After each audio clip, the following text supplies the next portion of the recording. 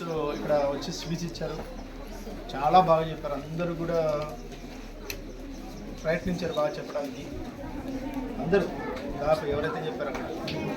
తర్వాత మన హిందీలో కూడా టోపిక్ బాగా చెప్పాడు. వీళ్ళే కాకుండా మిగతా వాళ్ళు ఎవరైతే చెప్పకుండా ఉన్నారో వాళ్ళు కూడా ప్రయత్నం చేయండి, ట్రై చేయాలి ఏదైనా సరే. దానివల్ల ఏమవుద్దంటే మనకి ధైర్యం వస్తుంది. ఇంతమంది ముందు మాట్లాడే అవకాశం రావాలంటే అది అందరికీ రాదు, కొంతమందికి వస్తుంది.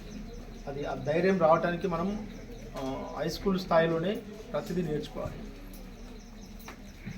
అందుకని నాకు రాదు అని ఎవరు అనుకోకూడదు. నాకు వస్తుంది, నేను మాట్లాడగలను, ఎంతమంది ఉన్నా సరే నేను ధైర్యంగా చెప్పగలను అని ఎవరైతే అనుకుంటారో వాళ్ళే మంచి పొజిషన్కి వెళ్తారు. బట్ ఈసారి అకేషన్స్ ఏమున్నా ప్రతి ఒక్కరు మాట్లాడడానికి ట్రై చేయండి, ప్రయత్నం చేయండి. అందరూ బాగా స్పీచ్ ఇచ్చారు. టీచర్స్ డే అంటే ఏంటి అబ్జర్వేషన్ అంతా వీళ్ళు చెప్పారు, బాగా చెప్పారు, బాగా ట్రై చేశారు కూడా. వాళ్ళ హిందీలో చెప్పారు, ఇంగ్లీష్లో చెప్పారు, తెలుగులో చెప్పారు. ఏ లాంగ్వేజ్ తీసుకున్నా దాంట్లో ఇన్ఫ్లుయెంట్గా ఉండాలి. అది నువ్వు ఏ లాంగ్వేజ్ అయినా పర్లేదు, చెప్పే దాంట్లో అర్థవంతమైనటువంటి వాక్యాలని తీసుకుని మనం తీసుకోవాలి.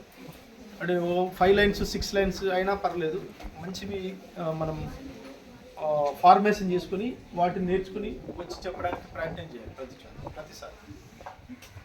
సో మళ్ళీ మన వాళ్ళు మధ్యాహ్నం ఉందన్నారు, మధ్యాహ్నం చూద్దాం, మధ్యాహ్నం మాట్లాడేద్దాం.